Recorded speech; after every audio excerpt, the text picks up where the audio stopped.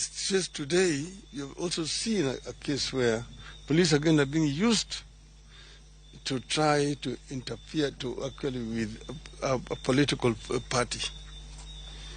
You know that some other members of a party, Jubilee, actually defected to Kenya Kwanza, and they say that they are no longer going to be part of Azimio coalition. And then now the same people went and said that they are taking over. They sent letters to registrar of political parties. The registrar of political parties just wrote, said that according to her, the meeting was properly convened. But that matter itself has not yet been concluded because the other party, the official, the bona fide officials of the party have not been given a chance to be heard. But today, the police officers went